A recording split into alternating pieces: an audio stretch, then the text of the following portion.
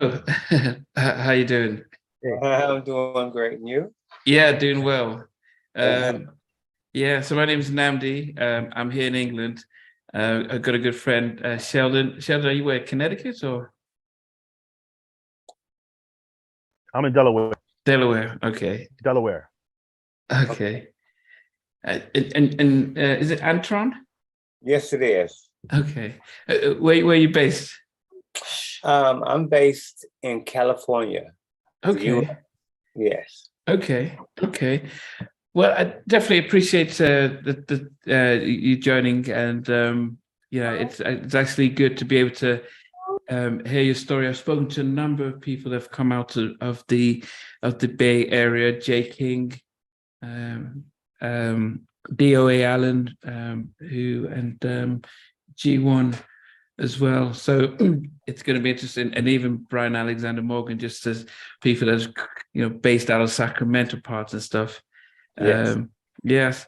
But are you so where were you so if we start off so where were you sort of born and raised? Um, Oakland, California. Okay. Yeah. Okay. East Oakland. Yes. Okay, so Clint, yes, I've been there a number of times when I used to live in Los Angeles, but that's been a while. Uh, Okay. It, so I guess it's interesting for us, those of us who are now living outside. What was it like growing up in Oakland? um, it was good and it was bad. Um, um, I learned a lot. Um, when I was coming up, it was a lot about music, and Oakland is still Oakland. It has its ups and it has its downs. But it was a good time of my life um, because it's like you learn both sides of the game, both sides of the field, and but it was fun. It was fun as a kid. It was great. It was great. And I guess growing up, most of my guests are into music. So how did you get into music as a kid? Um, well, um, my mother said I started off at 5, and I took her pots from pots down and her spoons and forks, and I made my own drum set at 5 years old with the pots and pans. Okay. um, but I went from that to playing at church, and then from playing at church to playing in bands. I played in a band with Larry Graham's son, Derek Graham. Um, then I had my high school band I started off with. Um, um, that's with Elijah E.B. Baker, which he should be coming on soon. Um, and then from that, we went to the Tonys, and that's how we got there. Okay.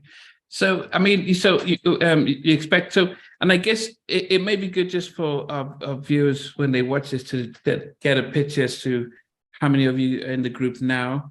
Then we can then go back to how it is formed and split up. So currently, how many are in 3TOB? Okay, currently it's 6 members in 3TOB now. Okay. Okay. Currently it's 6 members. It was 5, and then we added LJ as another synthesis. Great guy,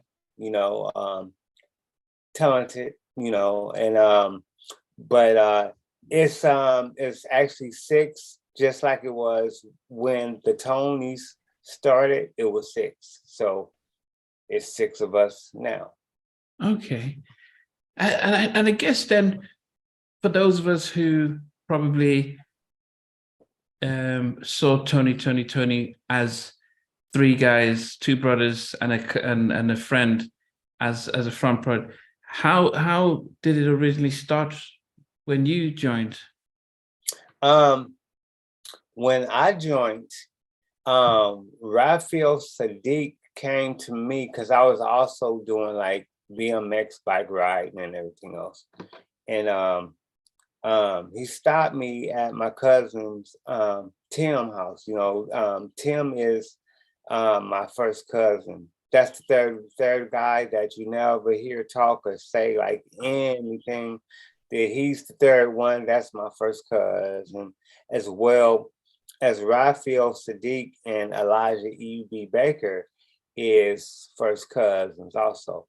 So it's like he stopped me and says, he says, Tron,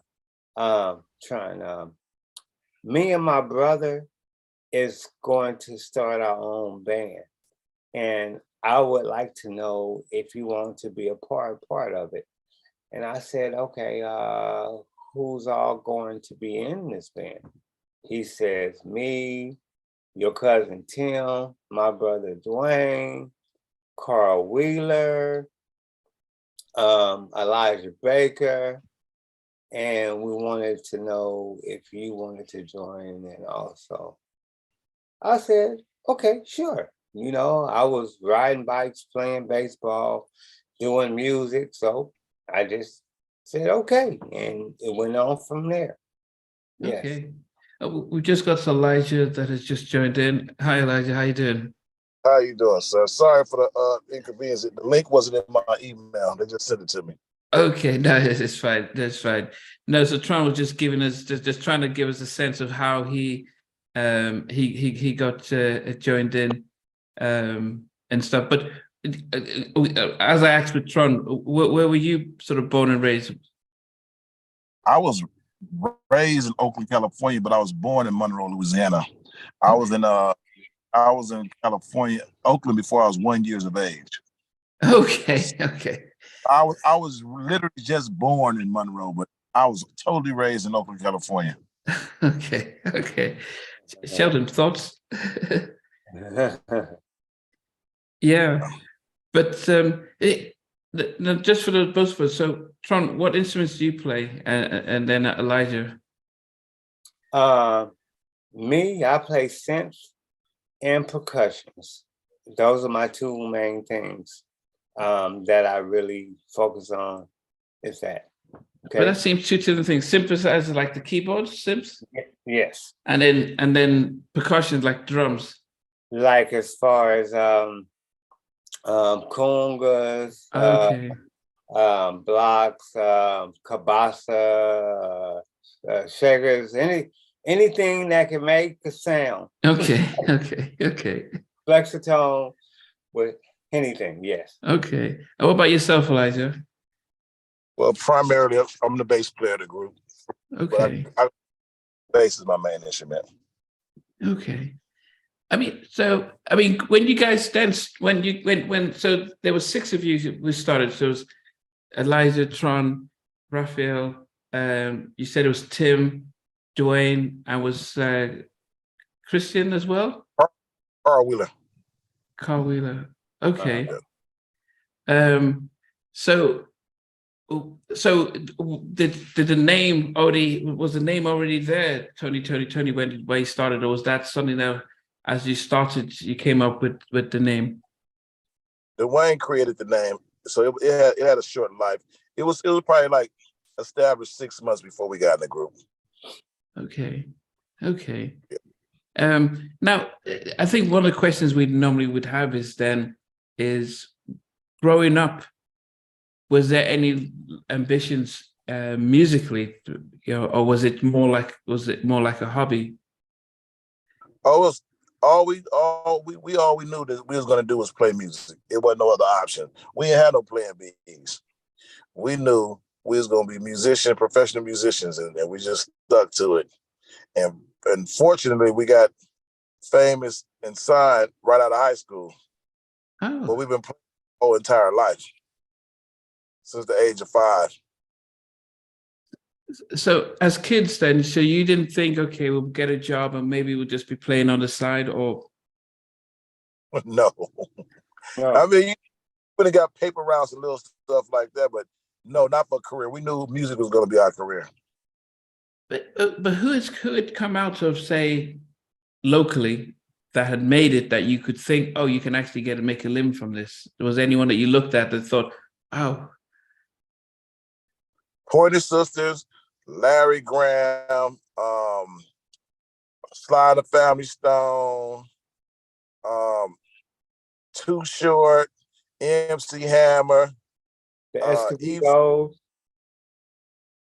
Okay. The Escobedos. Right? Yeah. Sheila E. Escobedo, yeah, Sheila E. So yeah, we in Vogue, so we had a lot to know that it was possible. Okay. Wow. But then the style of music that you guys played then, I could probably start with you, Tron, and go to Elijah. What musical influence did you have growing up? Who was out that you thought you honed your skills on? That's an easy one. I love the sound of Jimmy Jam and Terry Lewis, but I also love the sounds of groups like Loose Ends. I love Earth, Wind and Fire. I loved it was so many artists. I loved a lot of pop artists, Duran Duran, U2. You know, I loved it all. I did. I just loved it all. Yeah. What about yourself, Elijah? I was more into the funk. I liked Cameo. I liked Bootsy Collins. I liked The Time. I like definitely my favorite singing group of all time is The Whispers. Okay. Yeah. So that's just to name a few, but I loved everybody. It was a plethora. I could have named, I'd go all day, but those and James Brown, those are my influences. So then when you guys then started, was it a case of because I'm trying to think, what year is it that you guys really came together? 87. 87. And we had a record deal in 88. Okay, so about 87. So Sheldon, maybe I'm wrong, but was oh goodness, what's the name of Marvin Riley? Ready for the World. Were they one of the last? Were they one of the last sort of groups around? Yeah. Oh no, yeah. Ready for the World. Yeah, Ready for the World, like you said, Ready for the World was like right before them. Ready for the World dropped with a regional single, which was Tonight in '84. And then they picked up a record deal with MCA. And that's what really blew them up. But you're talking about that era, 85, 86, that's when you start seeing that was like the last stand for the bands. Because a lot of those bands, the Cameos and the Confunctions and like that, they had like long-term contracts. Like, for example, with Confunction from Vallejo. And they had a contract with Mercury, and they signed a contract in around like 77, 78. So by the time 87 rolled around, they had like a 10-year deal, like a lot of those groups, and they were winding down.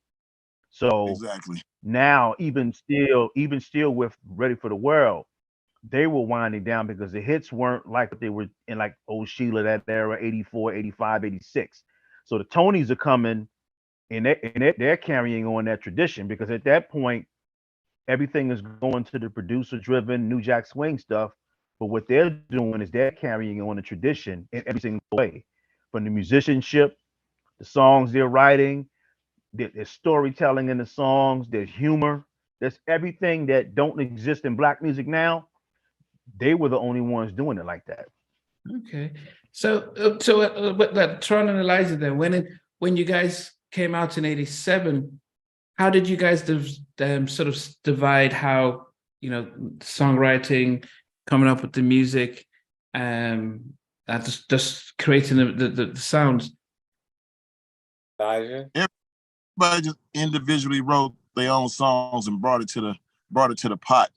And once we brought it to the pot, everybody like, yeah, I like it, and we just dive and work with it, and we just picked the songs that was most effective. On the first record on our Who album, Antron wrote "I'm Not Gonna Cry for You," and the majority of the album was written by Tommy and Denny and produced by them.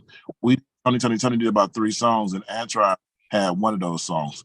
Had 2 6.5 and was Pain on the first album, Tron? Yes, yes.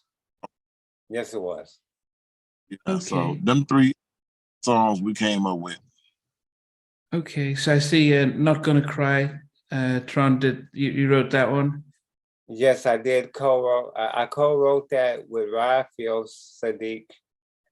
We also had help with Carl and Dwayne also. I guess he kind of did something, but yes, it's like it started off in my house. Okay. So, by the time you came out with the Who album, were you guys? Was that?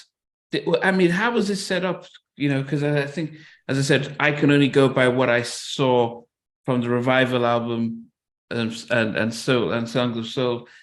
But when you guys started off, what was was the agreement that, look, it's 6 of us, you know, we're all, you know, one for all for one, or was it you guys are the musicians, we're the face, we are Tony, but you guys are the backup band, or how was it? What was the setup? Well, they always had the 3 of them as the faces, but we was all still considered a band.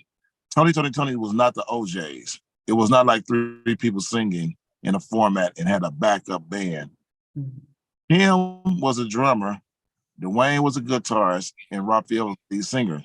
So I was the bass player, and Carl was the keyboards. So as a unit, you couldn't play with just them 3. You needed the whole band to make it complete. So they made them the faces, but to perform, you needed all 6. So when we was rehearsing and doing shows and showcasing to get a record deal, it was all 6 of us. But the record company separated, made it 3 faces. Well, actually, we signed to the 3 of the guys signed to a production deal with Tommy and Diddy on a Who album. So no one was directly signed to the record company. They were signed to a production deal. So the deal was Tommy and Diddy. So they walked Raphael, Tim, and Dwayne in. At that point, they made us back up. Tried to. But when we went to perform and promote the album, they sent the 3 of them out there to promote it. They didn't get good reviews because I'm in the front with Raphael, Tim, and Dwayne performing. I mean, Tim is on the drums. So me, Dwayne, and Raphael is in the front line. And that's where all the showmanship and the choreography is. So they had to bring me out on promotional tour to make it complete. So by the time the second album rolled around, it was a default in the contracts with Tommy Diddy. They didn't turn something in in time, and we was able to get out that deal. And the record company decided to sign all 6 members because they saw the value. Oh. So all got signed to the record label, the Revival album, and that's how we became official band. But they still carried it like it was just the 3 of them. But we was all a member. Okay, so I mean, why was it? I can understand Raphael and Dwayne being brothers, but why was Tim also allowed to be part of the front 3, and yourself and Tron sort of pushed to the back? Who was it within the group that said it, or was it Tommy and Danny that said this is how we want it? If I had to speculate, I'll say colorism. There was a lot of shade that we were, and their idea of marketing was a good idea because they somewhat resembled. So they lied and made Tim a cousin. So it made it like 2 brothers and a cousin. And Tim is no relation to them. Tim is related to Antron. And Raphael and Dwayne is half brothers. And Raphael and myself is first cousins. Our parents are siblings. Wow.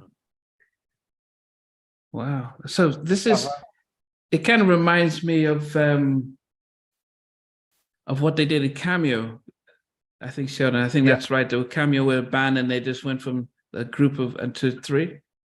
Yes, well, what exactly. they did, yeah, just like you said, what they did, because at that time in the 80s, everything was starting to become more visual. So what they were doing, they were focusing on like select members, because also during that time, the bands economically they were starting to shrink. They would have like 10 members or whatever that was, but it was hard for them to make money. So on that end, but they would still perform. They would still be the band, but the focus was on the members. Like the Gap Band was like that. I saw an interview maybe about 5 years ago, and the Gap Band had a drummer in the group, and he was talking about how when they started out, it was the same way with Tony. It was that the focus was on the musicianship by band. But by the time the second album hit, they made the Wilson brothers the face of the group. Right. But when they're on stage, the band was an integral part. As a matter of fact, even though the Wilson brothers were writing and producing, but the band members were contributing just the same. Music directors, the whole nine. Oh. So then how so I remember I used to watch something called Behind the Music on VH1, and I used to love just hearing the stories. And I remember listening to U2 talking about when they got signed, that they made a decision that everything they do would be split equally. So we're going to write as U2, we're going to produce as U2. Bono might be the people that everyone knows and the Edge, but it doesn't matter. They all get the same amount of money. Coldplay did the same thing. So we all know Chris Martin as the front guy, but he only has one vote out of the four, and they all get the same amount. For you guys being close family, Tron being the cousin of Tim, and yourself, Elijah, being the cousin of Raphael, when they were doing the split, how did it feel, and what did you guys say? Well, originally the splits was 60-40. Ray, Tim, and Dwayne get 20-20-20. Carl got 16 because he had more seniority, and me and Antron got 12-12 because we was the youngest in the group, and they feel like we was the lowest in the totem pole for whatever reason, and we to it. But when it was time, when the money came in, we never got our 12%. Carl never got his 16%. They just kept all the money and gave us what they want to give us. So by us being trusting and loving and being related, we didn't think that would ever happen. We didn't find out to 2019 how much money we lost or was robbed of. Yeah, but I'm just trying to understand, because as family, as a group, when they're saying we're going to be the face and you're not, are there no conversations being have, like, like, hey, what's going on? Why are we doing it that way? And aren't we not all equal and stuff? Or yeah, we had conversation like that, and then they'll get offended and they'll start backpedaling and start raising tension. Anytime we start inquiring about things and ask them, they'll turn it to anger and like we should be satisfied just to be there and don't even worry about how much. So, but then that's. So Toni, I'm trying to understand what Tim added differently to the group that he was put up, say, above yourself, since you guys are first cousins. I would say nothing.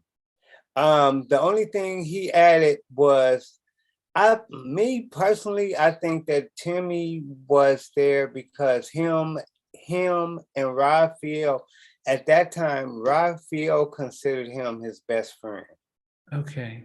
Even above, I guess, his own first cousin, I guess, And so they were best friends. And that's the only way that I could even see how Timmy really got that position, is really because Raphael decided, and since it was Dwayne, which we really didn't know at the time, was kind of guiding Raphael to make certain moves, because keep in mind, without Raphael Sadiq, the Tonys would not have even existed, because of Raphael is the one that handpicked the whole group.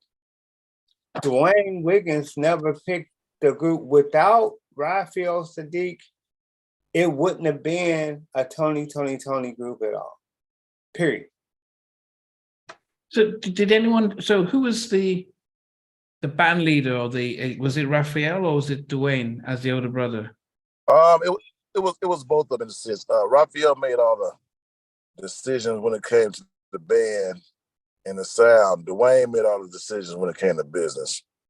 Okay. So, so when it came to doing the videos, so especially for the revival, whose idea is it to say who gets in the video and who doesn't get shown? Like, okay, because I would think, were you guys not in Hey Little Water? Yeah, where's it at? Yeah.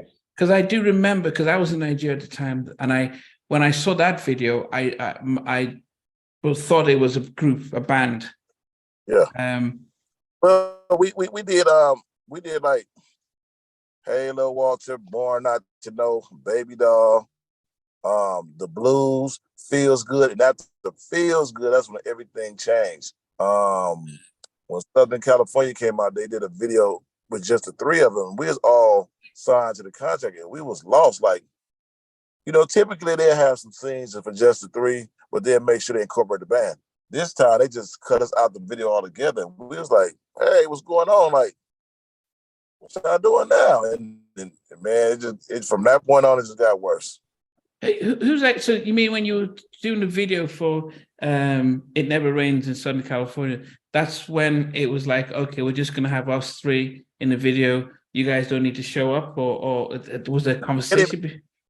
Yeah, they did the video and then they didn't call us out this time. And we was all contractual members of the band legally to the record company, everything. Wow. Official artists on Wing Polygram Records, all six of us.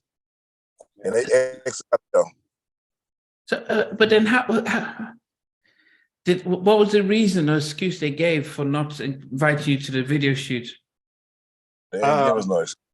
No. I remember extra, Well, they never gave us an excuse, but from my perspective of it, at that time, they had the courage enough after the success to say, okay, we can do this ourselves.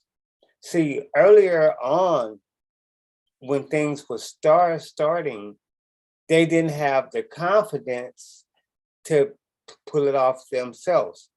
At this point in time, since they were the three faces of the group, I honestly just think that they just said, hey, we're big enough now we're not going to add them. We're just going to do it ourselves, and that's it. We don't need them. Yeah, but you're talking about family, so it's not like you hired hand. So I'm trying to understand how that happens. I mean, I've got cousins and business is different, but family is also different. So I don't know. Did you guys say or demand stuff, or what was there must have been, was there anything that just caused the wedge where it's like, what, we're just gonna have to make a way, or is it all about we want to, instead of splitting only 60%, we want to get 100%? Was there any conversations?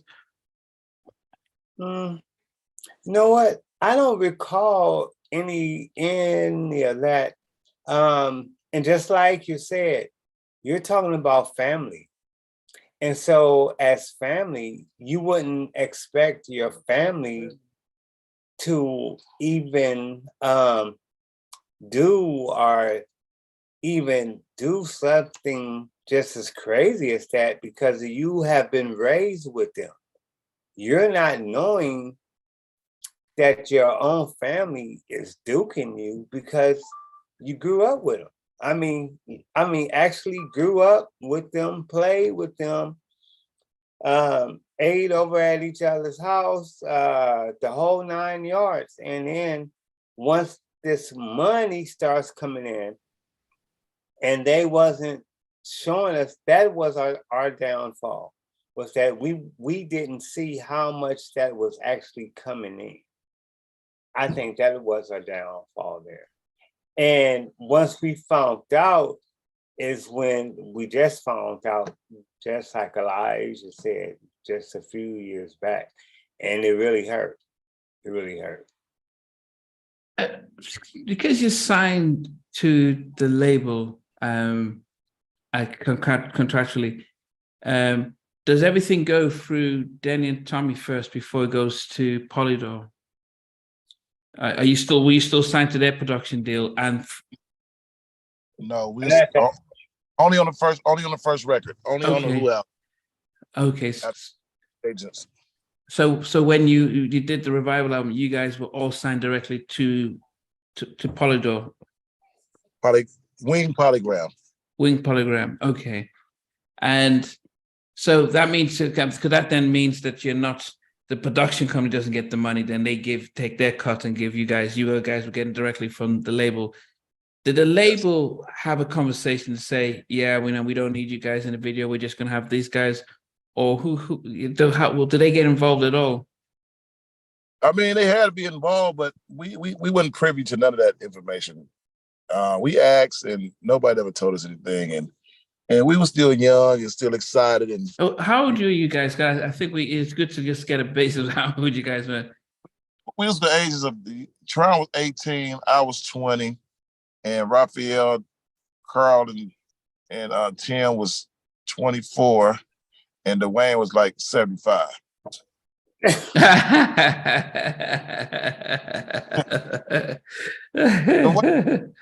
28, 29 at the time.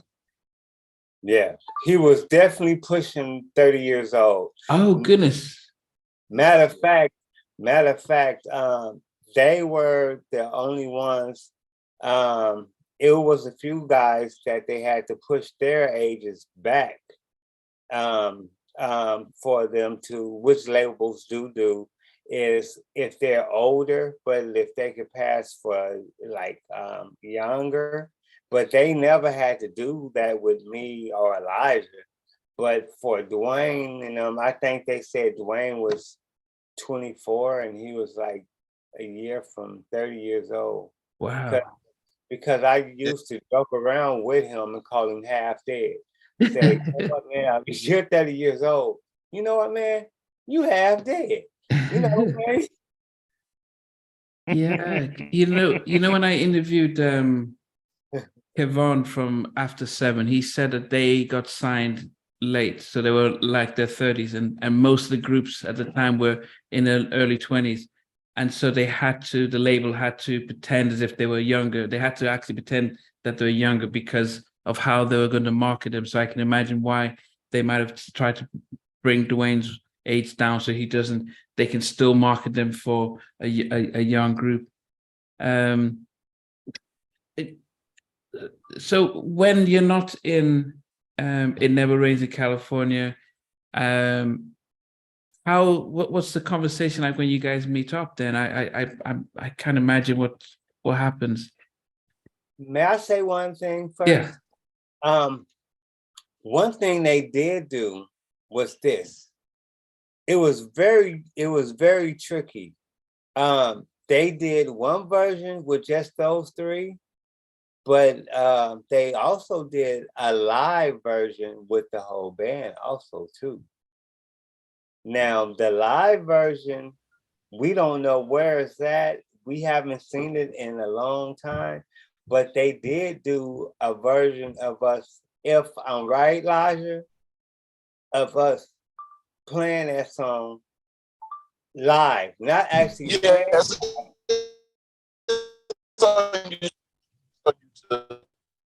Hold on, Elijah. You're breaking up. You're breaking up. A live performance. Right. Okay, so you did a live performance. Was it that you actually were in a concert and you performed and they recorded that and that was supposed to be like a live video that was going out? It went out. They re-released it as us performing It Never Rains in California live. It went out. Okay. So despite all that was happening, were you guys touring as a band, just the six of you guys going on the road and touring and playing and doing like doing shows and stuff as the band? Yeah, we was touring full time, and then at that time we added Jubu Smith on the guitar, and he was traveling with us at that time too on a revival album, on the second album. He became pretty much like a primary member as well. Because the album did well, and it really you had a lot of big hits, and I guess the one thing that I probably, when I spoke to some other people in the past, is like that you're making all this tour money and some other money that you don't necessarily know the money from the label on the records not coming through. Was that the case? Were was the tour money coming in that it was like, wow, this is great, that you didn't really notice that the 12% and the 60% weren't coming as well? Or yeah, the tour money, really we was getting tricked out of that too, because they was paying us weekly when we should have been getting paid per show. Not sure what the budget was, but yeah, they skimmed it out for them and gave us the bare minimum, because at that time we was probably getting about $1,000 a week maybe on the second album, and we should have been getting $1,000 a show. wow, per person. But who knew about the business and the ins and outs? I mean, did any of you guys sort of know the contracts and the? Our Nobody. manager handled that. Our manager, he handled that, but our manager was also good friends with Dwayne. So it's like he pretty much had to do what they said to do. Like Elijah said, he got 1,000 a week, but I got like 900 a week. So they was chipping us off. So we don't know even to this day how much money they were actually getting per show or period. And try whatever you got. I just threw out a number. Whatever you got is what I got. So they definitely pay me more than you. Okay. Yeah, I'm just trying to see now. So, how do you guys still go to perform and still rehearse, knowing that the money isn't right? As I said, how do you guys do that? What happens? Do you just think, well, at least it's better than not making anything, or well, maybe by the next album things will get better? What's the thinking that helps you continue doing what you're doing? Well, at that time there was no big purchases made, so we thought everybody was getting the same thing until we actually buying houses and cars, and we wasn't able to buy none. That's when the tension, and that's when the problems became. That's when everything hit the fan at that point. So wow. That's what happened. Now, I've interviewed Dawn Robinson, who was with En Vogue, and she was very adamant about how a lot of her blame comes from Danny and Tommy, who were the producers who En Vogue was signed to, and they were making the bulk, and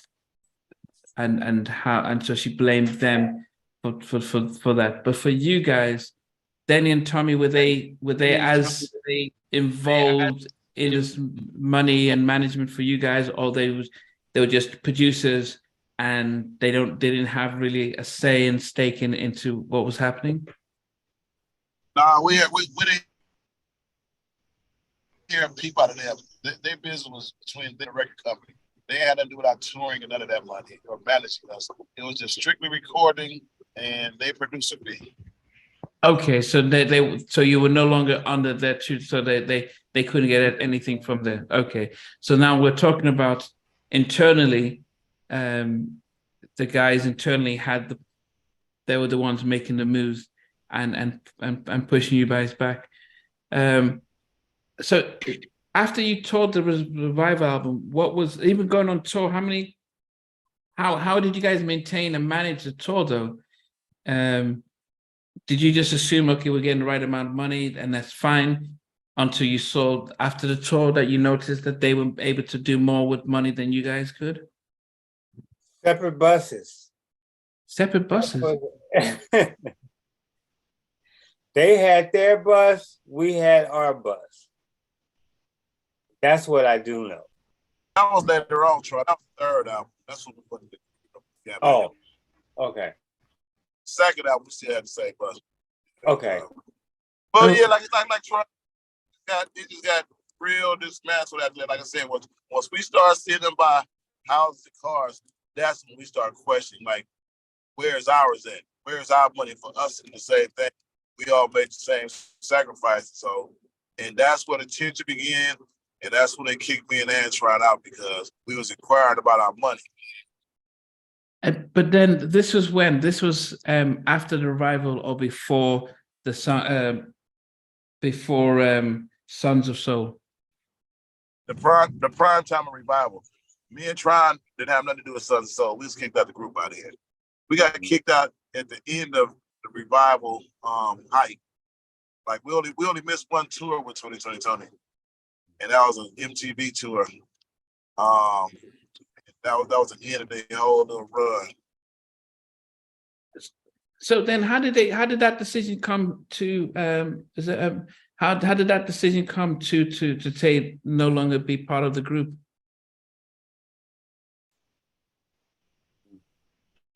How did it come to that? Yeah, I mean, what happened? Did they just sit you down and say, "Okay, that's it.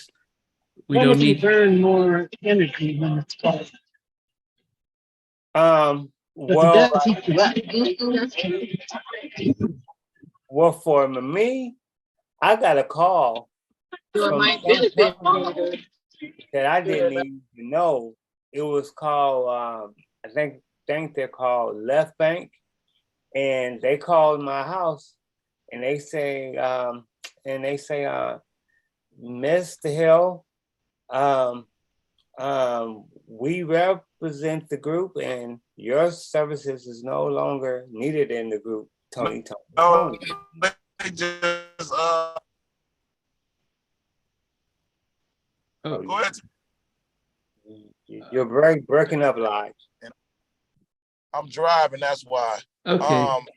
And yeah, I was I came to rehearsal and they was sitting on the stage and had this little weird look on their face. And once I got up to the stage, ready to rehearsal, they said, "Man, fired." I'm like, I was like, okay. Oh well, because at that point I was fed up anyway. I mean, like, they was already robbing us of our money. I was just like, whatever, and I just left.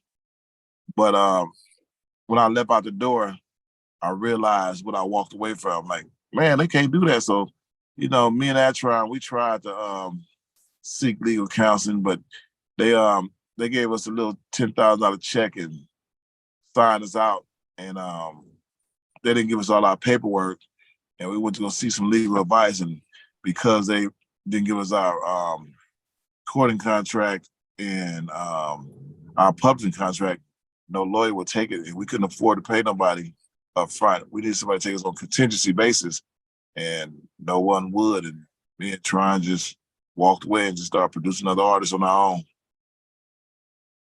Wow. So I think one of the things I'm learning is that with lawyers, if you take on a label, you kind of lose the opportunity to work with the labels. So they're less likely to do so from the inside.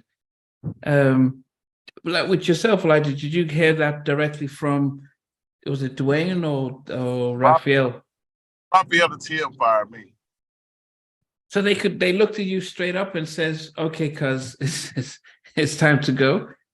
With their head down, and shame and embarrassment. They didn't even know how to tell me. With hurt, it was all kind of different emotions going on. So, and it's pretty traumatizing to even talk about it right now. For real. Yeah, but for yourself, Tron, I mean, you've been cousins with Tim. Was there no?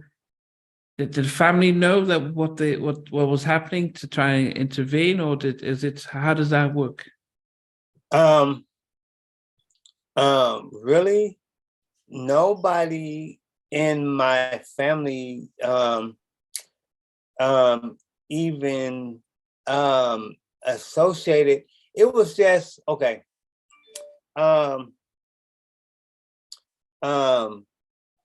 Tim's father and my mother is brother and sister. Wow. Okay. My mother had passed away at that time. Tim's father, he wasn't speaking on it because him and Timmy wasn't on the best terms. Nobody even told us. The only thing that has came out since then was that something about Timmy had an odd against Elijah because Elijah was up front. He was being seen more, something like that. And somehow the pressure was on Raphael to fire Elijah. And then Raphael was like, well, then I'll fire my cousin if you fire your cousin. And my cousin Timmy didn't care, and at the drop of a dime, just fired with me, like, fine it. You know, he was so upset with Elijah, I guess. I don't know why, because we always joked around. We always had great fun. And I don't know what was irking him that bad, or what we had did to even make them come up with that type of conclusion like that as family. Goodness. I mean, Elijah, did you and Timmy have any altercations, or? No, Tron just named it accurately. It was strictly because I was getting the attention as a Toni member that he wasn't. And because I was an entertainer, I was a dancer, I was a choreographer. Okay, playing the bass and stuff. Jubu! Okay. Jubu! So when this happens, so there's 6 of you there. Who was still in the group then? Who did they still keep if 2 of you are leaving? Who's still? They kept all kind of stuff. They just kept, they had some more band hired hands. Mano, Keith Crouch, and a few dancers to compensate the whole thing. Okay. And so when you guys, when you both leave, what is it that you end up doing to? I mean, okay, you've tasted the life of releasing 2 albums and being on a massive tour. What is it that you guys then decide to do, to continue in the industry? We both became producers for other artists. Okay, but how did you make the switch? If you're musicians, were you in the studio a lot during the revival, or? We was already writing songs, so it was a natural progression. Okay. I mean, what?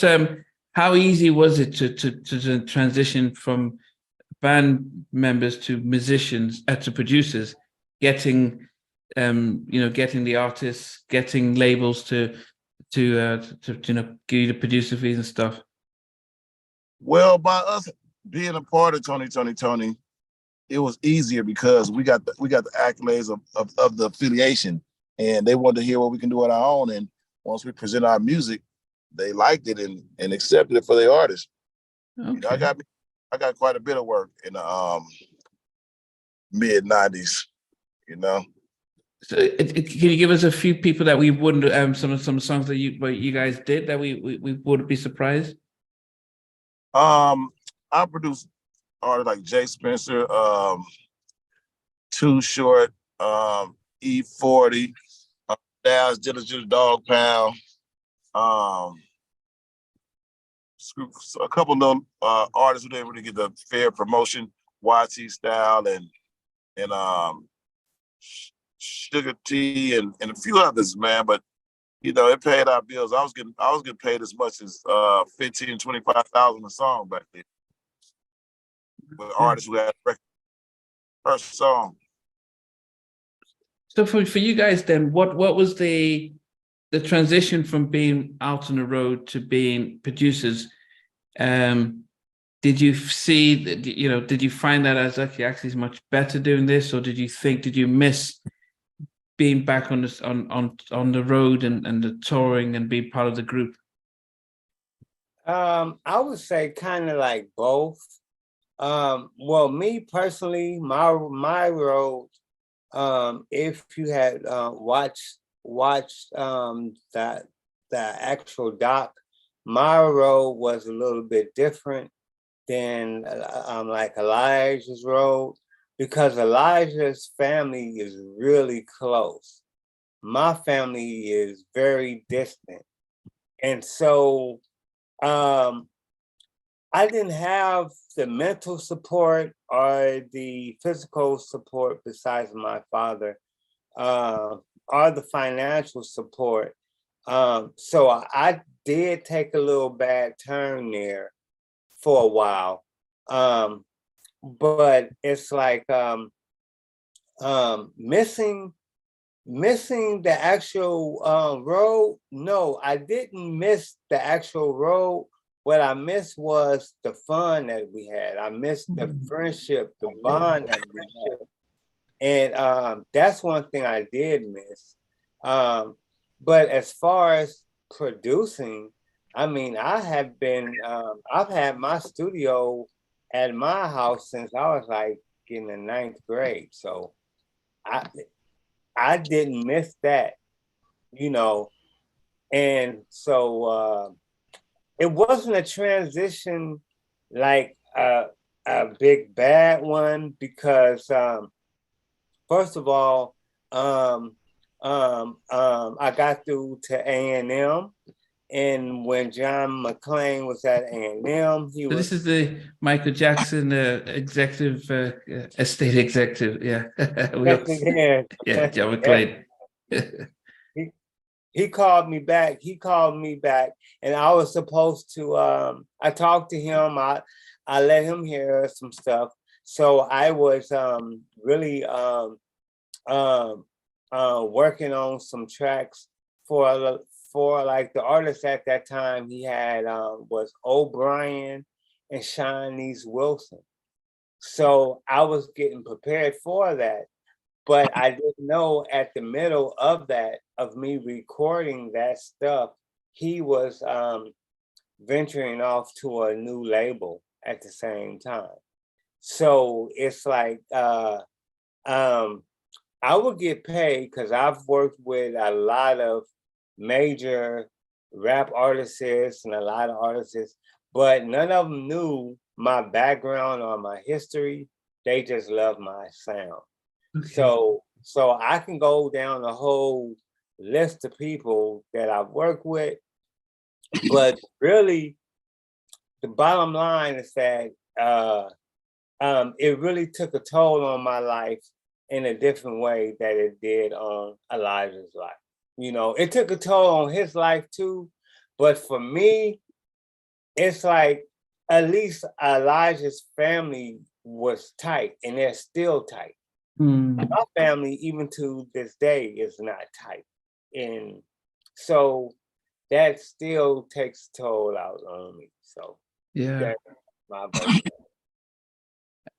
Yeah, so I mean, my real job, my job, I'm a mental health therapist, and I work with a lot of I work with 21-year-olds down to 5, but I also work with families, and part of the reason that I started this during lockdown was to hear stories and probably share inspiration so that people, especially people within our Black community, can recognize that people struggle. And there are different ways of getting support, but the idea is that eventually, hopefully, if with the right support and team, eventually we can overcome a lot of those struggles. And, and I can't begin to imagine what it's like. It's like almost being hyped up to get to this party, and you got the outfit. Your friends are saying, yeah, man, it's going to be great. And you get there and they don't let you in. They said, nope, you're not invited. We can't let you in. And I, just to see how to handle that type of setback, and how that could, some people can break and some people can use that energy to move forward. It's like Timmy Gatlin, with Guy, he wrote all the songs, and just as they were about to come out, the manager, Gene Griffin, kicks him out because he saw the power play, and this is his dream. And just at that moment, he misses out. He doesn't even get to be in any of the videos. And so, for us to hear stories like what you guys have experienced, it's just hard to understand and comprehend. But the fact that you're here, 20, 30 years later, to be able to share that tells us that through that, you're still able to find strength to move on and carry on. How did this then lead to 3TOB being able to form? Because I take it that Tron and Elijah, you guys were working separately producing, or were you producing together? Some projects we work together, and a lot of projects we work separately. Okay. But during this time, did you ever run into Tim, Raphael, or Dwayne, and they're like, sorry guys, or what was it like? Because Oakland it's big, but it's not that big. We still close. I mean, I stayed in contact with Raphael at that time. We was still close. He did his own thing, I did my own thing. But you got to remember, me and Antron, we got back in a group on Sons of Soul.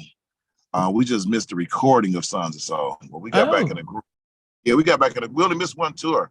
So we was back in a group to the full duration of touring with Toni until House of Music, and that evaporated in about 97.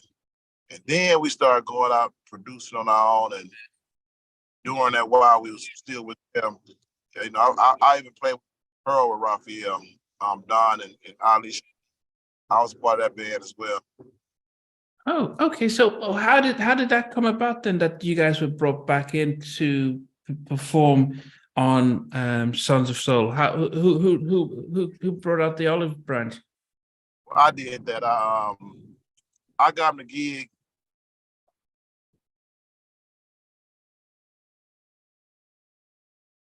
It looks like he cut. Okay. A guy approached me about having the Tonys record their album in Trinidad for this new studio out there. And I was no longer in the group. So I negotiated me a deal for me to get some money to contact them and have them do the record out there. And they ended up doing the record in Trinidad, which was Tron was out there first already producing at that same studio through the same guy, Des Gums. And so they went out there and produced. And when they came back, Raphael started feeling bad because I set that up and I wasn't a part of it. He wanted to find a way to get me back in the group. And I don't know how he did it, but he did. And but I said, I ain't coming back unless y'all get Antron. So Antron was working at McDonald's at the time. And I told him, I ain't coming back unless y'all get him. So they called Tron and got him back and wrote it out at that moment. Wow. Okay. So how was the reunion though? Did Dwayne get involved, or was it just yourself and Raphael talking all this time? It just we just walked right back into it. It wasn't have to have no meeting, had to catch no vibe. It just went right back to the natural progression. But what were the guys they hired before then? The bass player and the They never hired another bassist. They hired synthesizer players, keyboard players. They never hired another bass player. Jubu played some bass. I think Raphael played bass at times, but they never actually hired another bass player.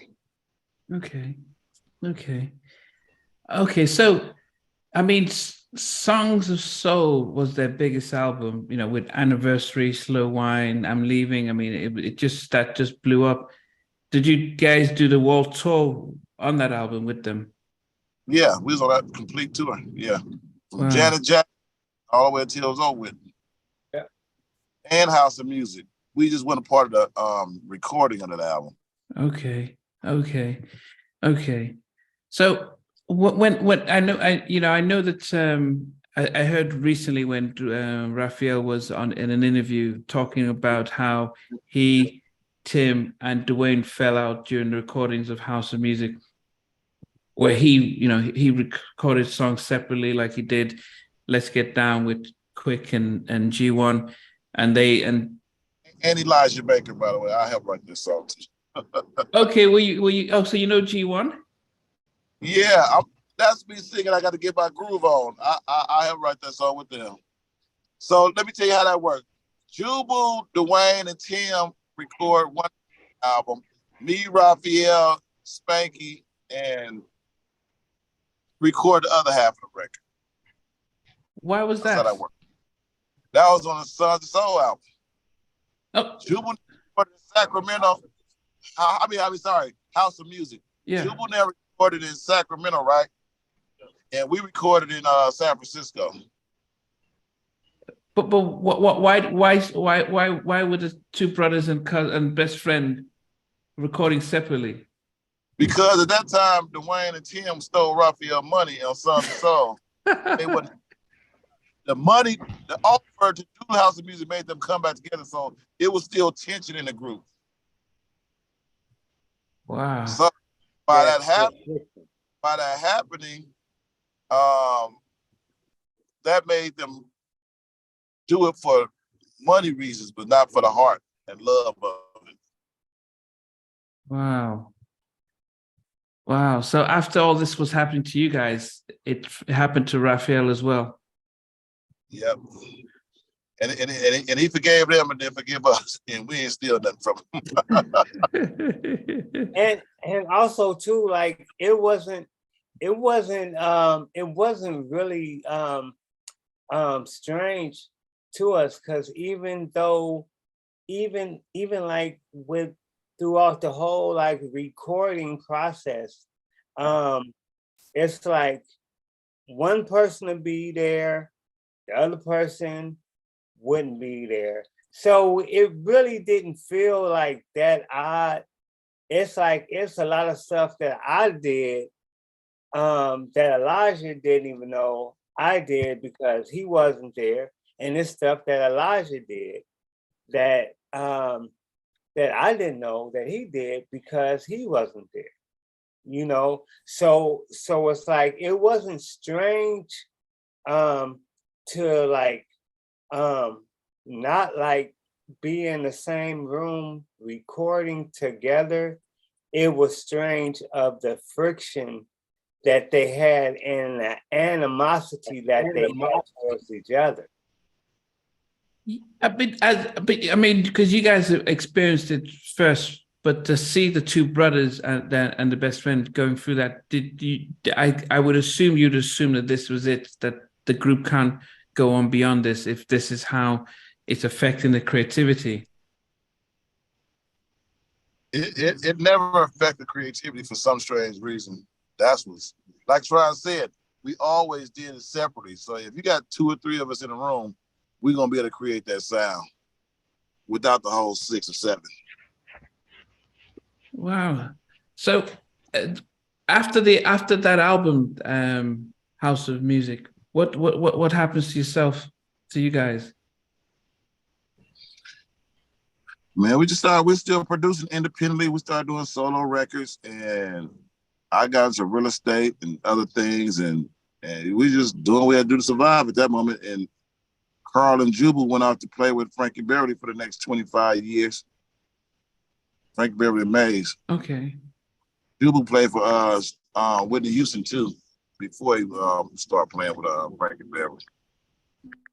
Okay. Then how did the idea of forming 3TOB come about?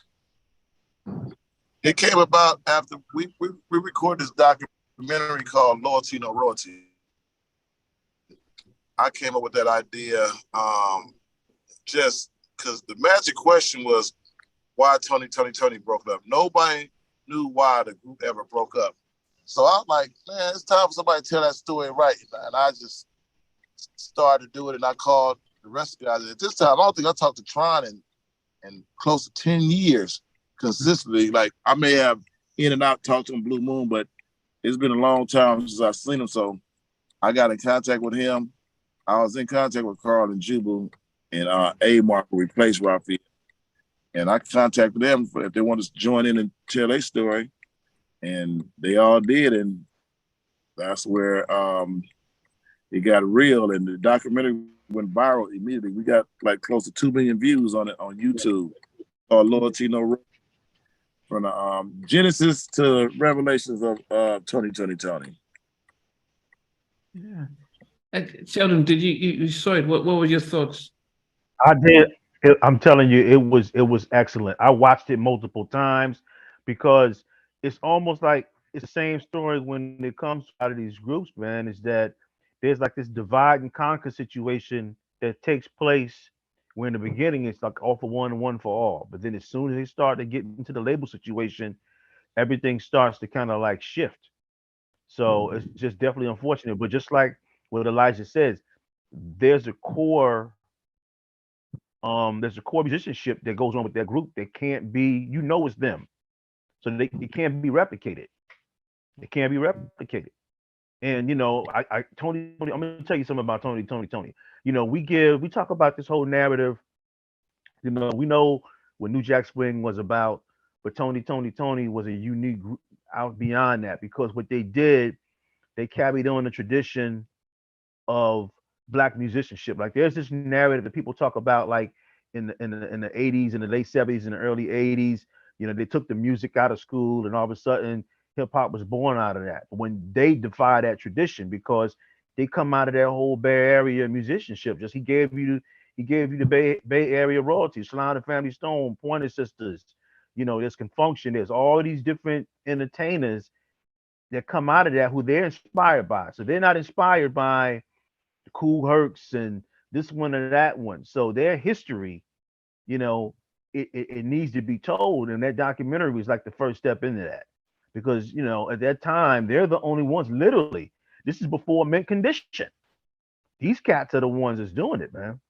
So it was a great documentary. Great documentary.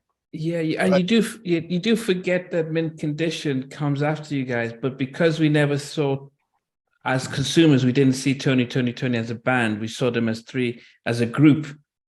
We always celebrate Mint Condition because we on the roots, like, yeah, these are our last bands.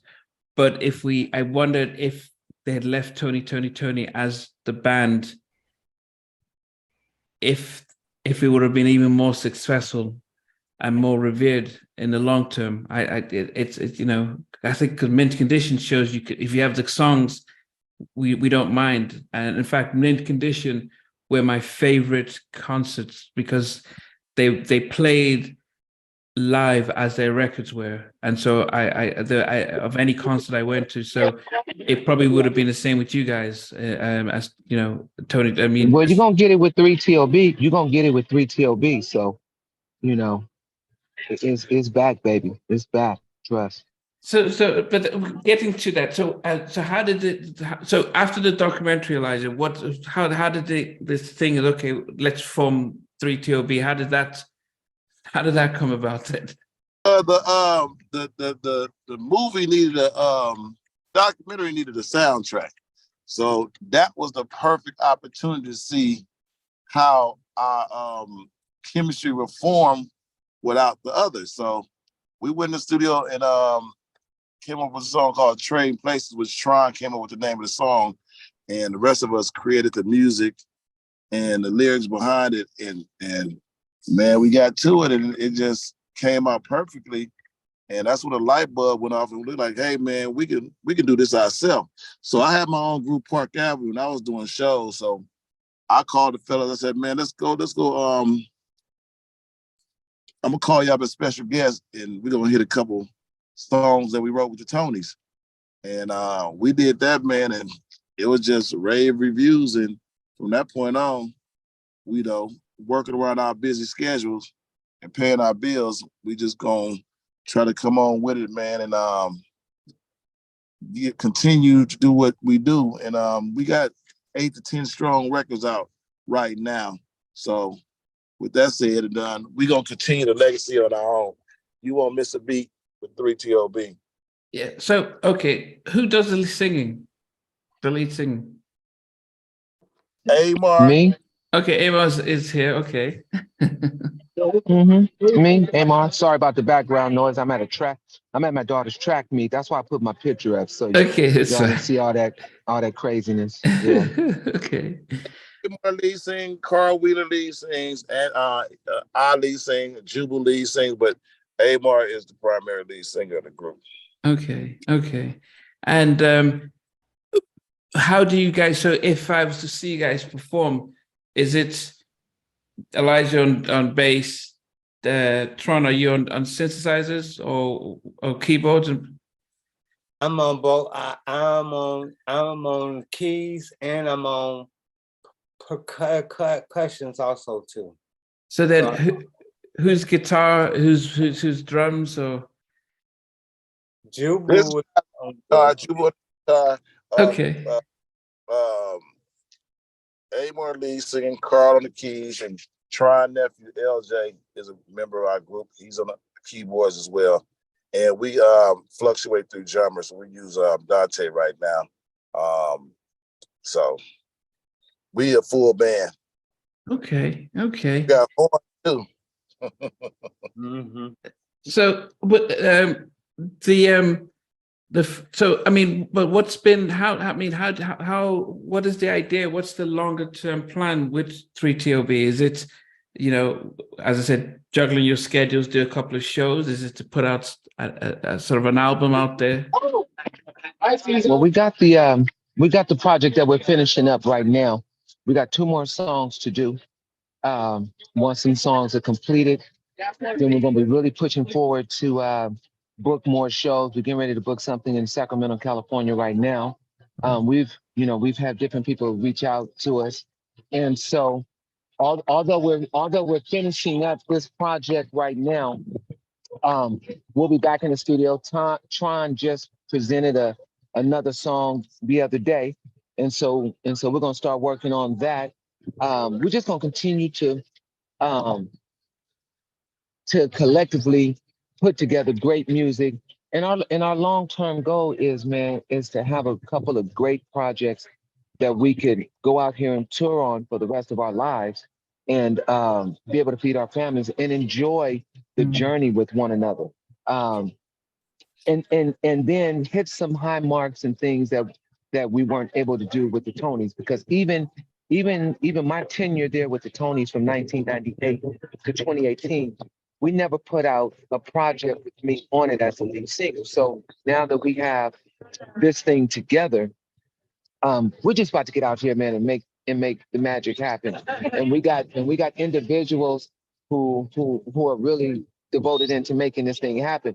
Like Elijah said, everybody has busy schedules and everything, but we're getting ready to really put forth the effort 110% to make 3TOB do what it's supposed to do, and that's make beautiful music and make history. Yeah, I mean that sounds great. I do wonder what you guys learned from the experience you had working with with Toni. How has that shaped how you guys treat each other as a group now? It shaped us to be transparent, be men, communicate properly, and just do excellent business and keep the love intact. You know what I'm saying? We ain't gonna always get along, but we can respect each other and communicate properly as men and get the job done. All we lacking is one classic record, man, and we got that. And once we got there and continue our movement, we can't be stopped because there is no other bands. It's plenty of room.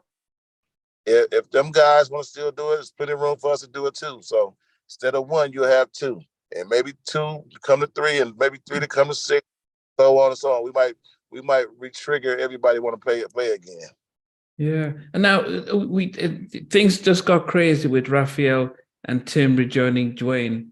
on this tour. I mean, it's gone global. The sort of that announcement that Raphael and Dwayne have decided to reunite, and Tim as well. How going on the is it called Let's Get Down? I can't remember the name of the tour now. Yeah, one of the songs. I think Just Me and You. Yes, Me and You too. Yes, yeah. Have you guys got any phone calls to say, yeah, we need to get the whole band back together to support us on this massive tour? Or yeah, man, it's a total division right now. Yeah, we get at the end of the day, everybody want to see us all back together. 3 guys. Oh, are you asking to get the calls from the 3 guys, or yeah, from the 3, yeah, to have the 3, yeah. Oh to say, no, look, no, they don't want no. Nah, man, they been the same individuals they always been. It's out of spite. They seen 3TLB making a move. They want to stop us from gaining momentum, but they ain't gonna be able to stop us. Not at all. Not at all. They ain't stop us because, man, listen. Like I said, Toni is not the OJs. You need a full band to pull off what they get. They gonna hire some musicians, but we got the full band. We got the original band. We got all the meat and potatoes. And you never heard a Toni hit record without one of the original band members a part of it. Yeah. Or 3. Mm-hmm. So we welcome them to go out and do a whole nother record. So let's see what that sounds like. It should be good, but ours gonna be good too. Yeah. Mm-hmm. Like I said, you're gonna have 2 bands instead of 1, and hopefully we can. Man, we got a great record. We got a great record. I don't mean to cut your wisdom, Lodge, but we got a great record. We do. I'm not just saying that just to be saying it, man. Some days I'll just ride in the car and I'll just listen, and I'll play stuff back to back, or I'll put it in a different kind of rotation and see how it feels this way or that way.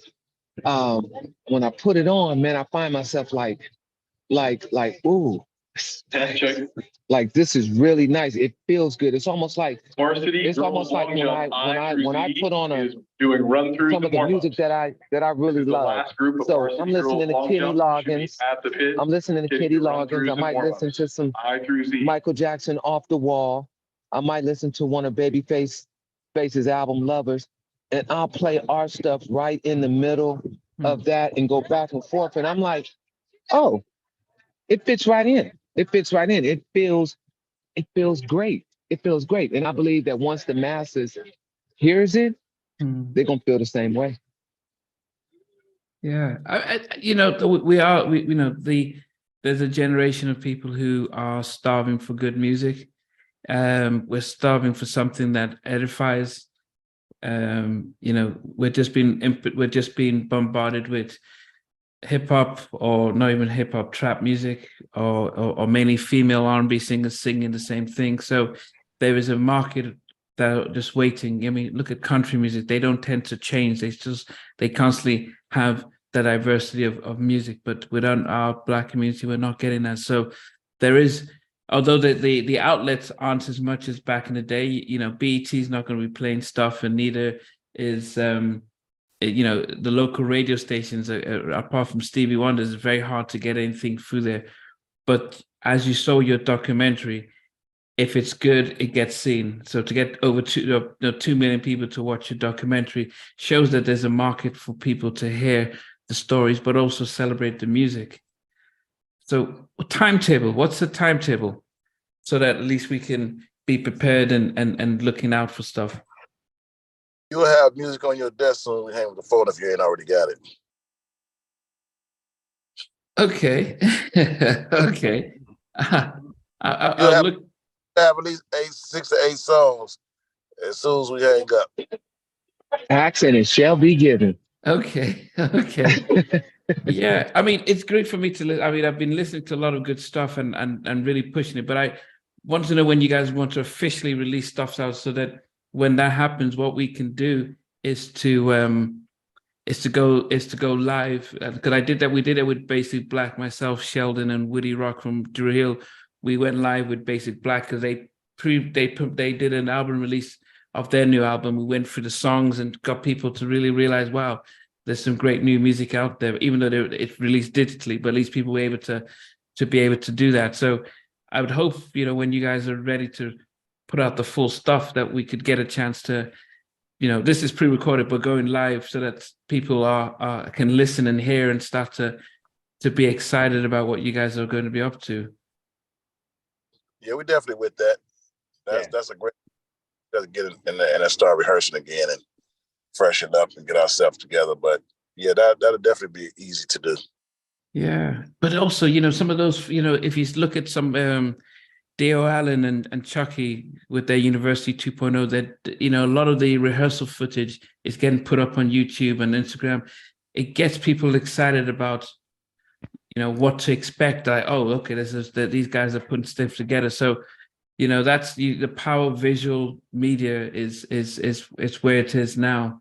So hopefully, you guys are recording some of those rehearsals and stuff. We're gonna follow that same blueprint. We got some footage just sitting waiting that we edit up to get our EPK all together properly, and then some. Yeah, we know the power of social media. Yeah. Sheldon, any final thoughts just before we wrap?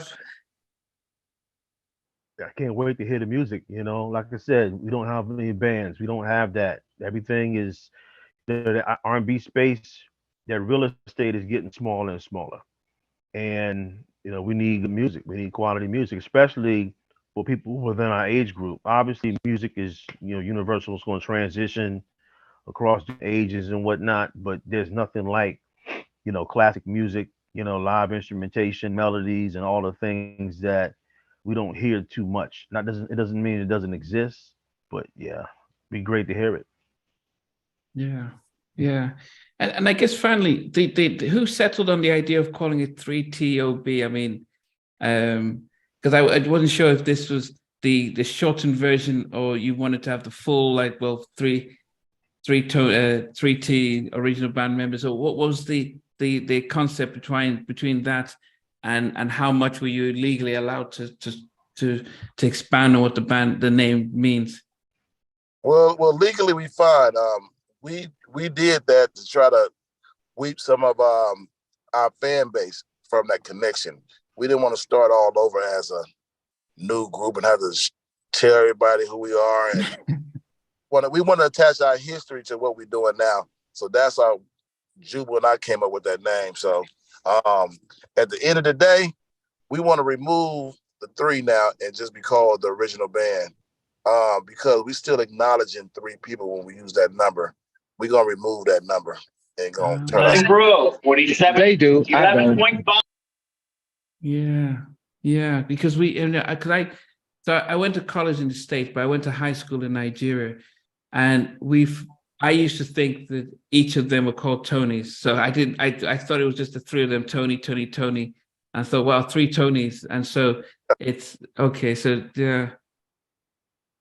So, we mentally still promoting that without consciously knowing what we're doing. So now that the light went off and hey, we promoting 3, we got to remove that and promote ourselves. So we just came up that, hey, we're going to call ourselves the original band. And that connection caused trauma to some of the band members, that they just want to get completely away from that memory, that treatment, the embarrassment, the robbery, the thievery.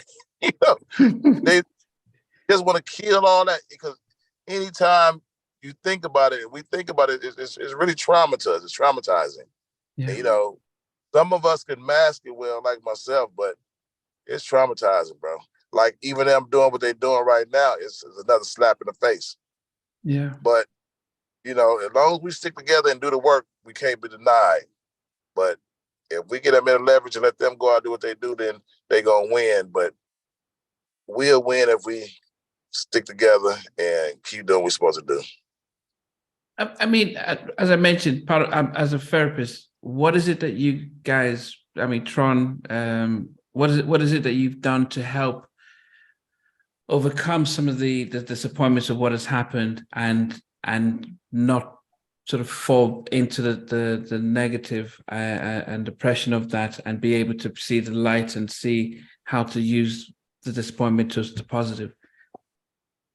Well, actually, to be honestly, I have my good days and I have my bad days. Luckily, I am surrounded with like my great friends, you know, band members. I have a wife that cares about me dearly, and I have kids that are kind of like, you know, following, you know, like in the footsteps of, like, you know, music and everything. But to me, I just deal with it one day at a time, because yes, it was traumatizing. Yes, I still have flashbacks on it, but I am really focusing on this brighter day, and it pushes me more than it holds me back. Instead of that pain and hurt from that, and just knowing everything that me and my family and the friends that I thought were my friends ended up not being my friends, and me suffering, because it was a long time that I even I was actually ashamed to even say that I was even a part of the group. I mean, it wasn't reflecting. So it's like when I would go into like a studio or somebody would come over to my studio, I was never like, yeah, you know, I'm from like this group here. None of that, because I was ashamed of it, because they would be like, if you're from this group, how come you're living like this, or you're you look like this, or you're you have to start from here or there. But I steady start growing. I steady start growing and growing, and I could just only say, really, with God's grace and His blessings, that I have surrounded myself. You know, like Elijah is one of my best friends of all times, and even though me and him, we fall out too. All of us fall out at times. But that love is really there, thick. It's really there, thick, to where I ain't fell out with nobody. I ain't fell out with nobody. Yes, you do. No, I don't. No, I don't. No, I don't. I don't fall out with nobody. Elijah tell you I don't fall out with nobody. I ain't got time for that. He diplomatic, but he get on our goddamn nerve. Whatever. Love you too, boy. Good. You know, for me, this is why I do this stuff. You know, it's one thing to hear about all this stuff, but for me, the important thing is there are lots of other people who are gonna go through or have experienced the type of things that you guys have experienced, not on the scale, because you guys were, you know, when you're in entertainment, more people, there are more eyes. But for the small of us who may have issues at home with families and work and feel as if we're alone, I mean, hearing stories like what you've just said, Tron, is what I hope that people would pick up and think, you know what, if you guys could have done that in such a big scale and still find it, then maybe I can find that will and strength inside. Because it's you know, as I said, I've gone through things, but not in public. You know, I've not, you know, falling out with a record deal, and then everyone says, "How come you're not on the cover of the Guy album?" Or, you know, why are you a baby? Like Tabitha from Cut Close, when they got dropped, you know, she had to be a babysitter because she didn't want people to see her in public. But so I don't know what it's like for you guys in that, but the fact that you're able to talk about the hurt, but talk about how you've moved on and how you're moving on, is what my hope is, that people who are listening in can start to feel inspiration from that. And especially that connection and brotherly love.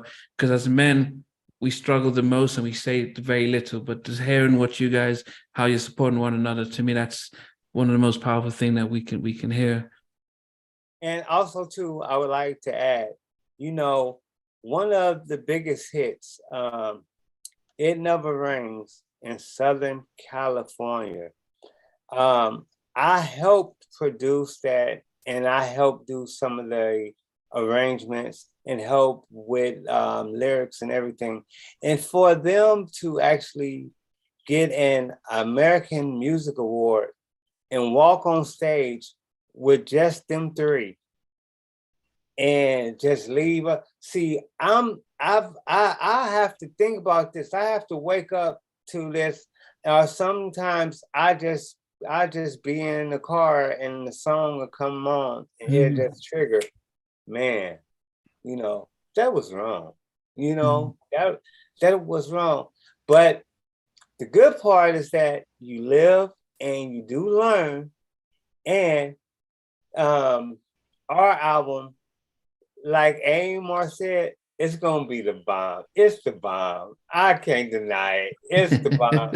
And it's gonna really, for people who love soul music and really love real musicianship, plus we have some commercialism to it. So it's like we're like balancing things out to where the younger and the older can really appreciate it.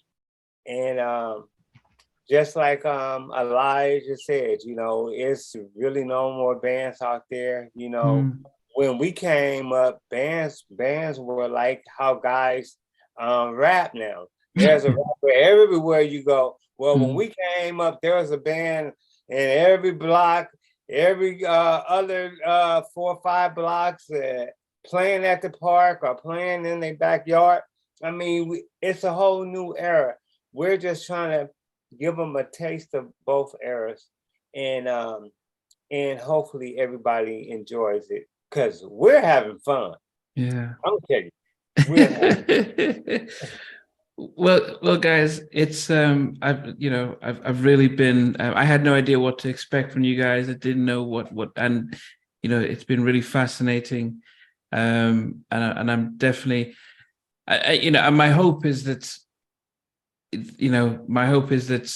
those people who are fans of Toni would, might have different reservations over, Dwayne, Raphael, and Tim.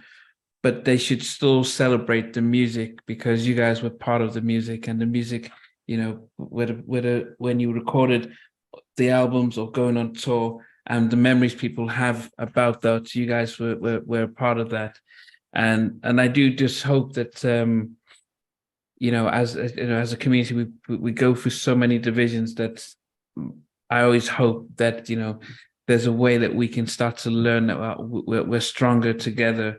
And and hopefully young people who are trying to get into the industry will learn that there are ways of treating people and the ways of succeeding and as a collective, But and I appreciate you guys being open and being honest. As I said, we didn't know what to expect this evening.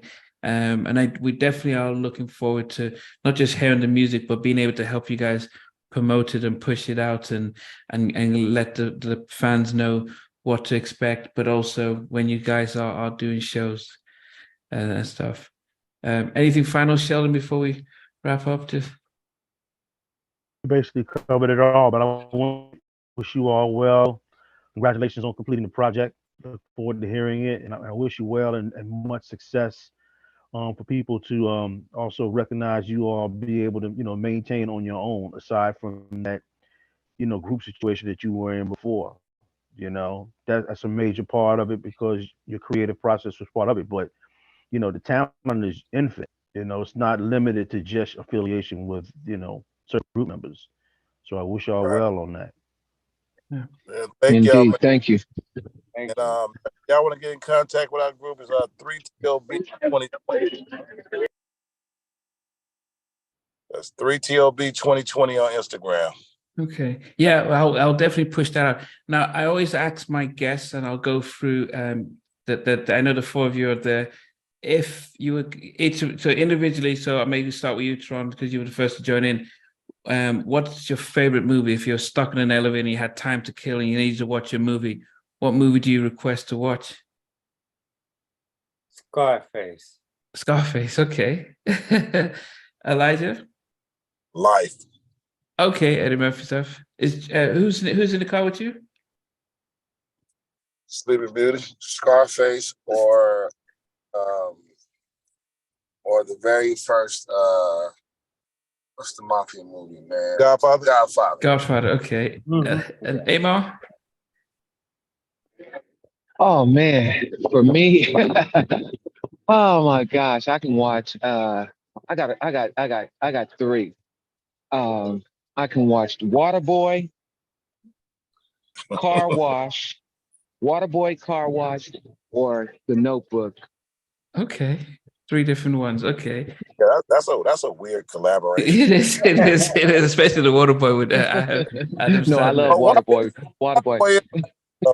That is classic. Okay. Yeah, Waterboy is a classic. Mama said them alligators are so ornery because they got all them teeth and no toothbrush to brush them with. Okay. But if you want to go classic old movies, Which Way Is Up is my favorite old school classic. Yeah, mine too. Mine too. Okay. And then the final part is Anton, what's your favorite song by anyone? Just like, any your go-to song, your favorite song. My favorite go-to song. It'll have to be probably pretty much all of Babyface stuff. Probably my favorite go-to song. Oh man, you know what? I just go SOS Band. I give it to you just the way you like it. Okay. Okay. Elijah. Oh, that's hard, brother. That's hard. But I'm just gonna give you one. It ain't my favorite best, but man, I'm just gonna go with Olivia from the Whispers. Okay. No, I don't know that one. I'm sure Sheldon knows that. Okay. Okay. Go check it out. Thank me later. Right. For Amar, man. Yeah, Amar. Anything Michael Jackson, bro. Anything Michael Jackson. Yeah, but at least one of them. Just give us one. Rock with you. Oh, I was going. Human Nature. PYT. My favorite. Let me show you the way to go. Okay. I don't know anything, but there's something I do know. Come on, man. Show me the way to go. That's it. That's the joint. Yes, sir. My favorite song, if I had to pick, is "What a Wonderful World" by Louis Armstrong. Yep. Okay. Oh, that's beautiful. Oh, that's a beautiful song. Oh, that's a beautiful song. Sheldon, what's yours, Sheldon? Man, it varies, man. It could be any type of Gamble and Huff Philly soul song that goes from anything, but I think one that no matter what, it's probably "Groove Me" by Guy. That's probably my ultimate one. But the catalog, it goes across the board. But anything in the top of my head right now is Guy, "Groove Me," or any Gamble and Huff record. Okay. Well, Gamble and Huff produced and probably wrote "Show Me the Way to Go." They did. That's the first album. Yes, sir. That's the first album they did when they left Motown and went to CBS and they hooked up with Gamble and Huff. Absolutely. Dope record. Beautiful record. Yeah. My all-time favorite is The Lady in My Life. I know. Michael Jackson. Oh, yeah. So that's my ultimate song. So I got a song that I did on my solo inspirational project called Sunny Day. And when I do it in concert, it's so reminiscent of that song that I go into the vamp of that Michael Jackson song at the end of my song Sunny Day. and it fits so perfect. It fits so nice. Yeah, it We are is. not surprised. Oh, you talking about What you say, Lodge? What you say, Lodge? you mean the weekend We are deal? not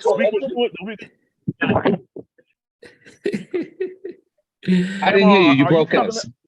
I said, we Are are not surprised.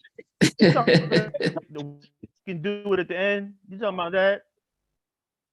Speak up. I'm sorry, man. I'm sorry. Repeat that one more time. So you talking about the weekend do it, vamp? At the end of the show, where to go? You talking about that? No, no, no. The when he said his favorite song was The Lady in My Life. Lady in My Life. Yeah. Ooh, wanna give you all. Yeah. You are the lady. And on my sunny day, ooh, wanna give you all. Ooh, Lord, I love you. I love you. Yeah. I go into this inspirational song, so I go into the after on my song Sunny Day. You just gotta hear Sunny Day to figure and then hear the connection of it. But yeah, it's a beautiful thing, man. Music is just so wonderful, man. And one thing about this music, listen, there are so many different artists and people in this world. It gives us room to do what we do as 3TLB, for people to love what we do, man. It's room for everybody. If it was only enough room for one person, it wouldn't be all the super talents that's out here. So 3TLB, man, I just feel good about it, man. I really do, man. I do. Well, I mean, I want to thank you guys. I mean, I'll hopefully April will let me know,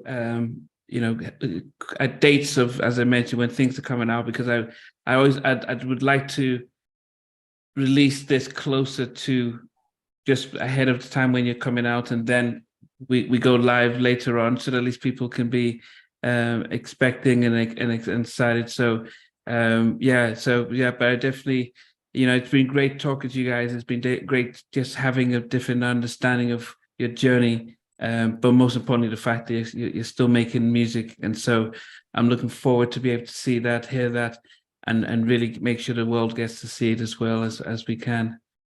So I thank you guys. So it is about just about 20 minutes. Well, it's after 11 at night here.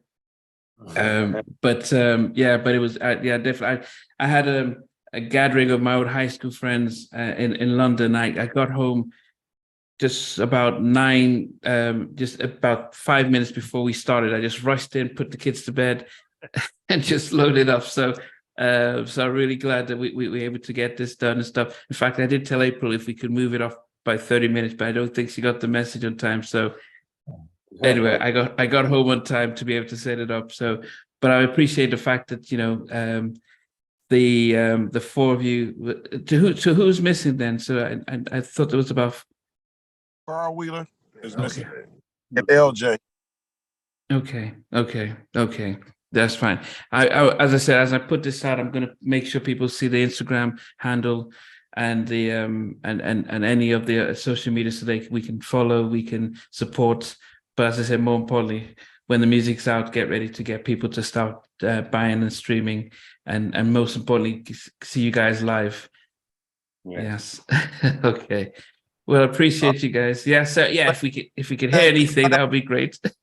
What do you say, Elijah? I said, thanks for having us and good night over there. Yes. Thanks very much, guys. Yes.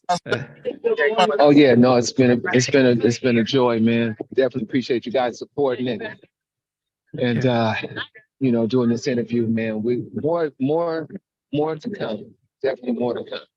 Yeah. Look forward to pushing you guys. All right, Dad. Well, really thank you guys. Thanks for taking the time, and we'll definitely be keeping in touch. All right, thank you. All right. Good evening. Indeed. Right. Take care, guys. Thank you guys, man. God bless. One love. Bye.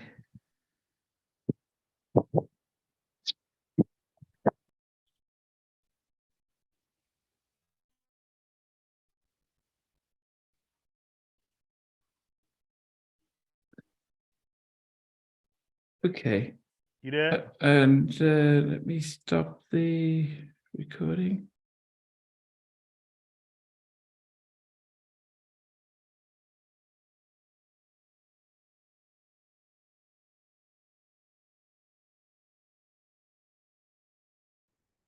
Hey guys, thanks for watching. Thanks for being part of the Halftime Chat community. Please remember to like, share, and subscribe. But most importantly, why don't you consider being a member? That's a way of supporting the channel, but also getting a lot of videos ahead of time, a lot of behind the scenes stuff, and some exclusive content that doesn't get shared. But anyway, thanks for watching and thanks for being part of Halftime Chat.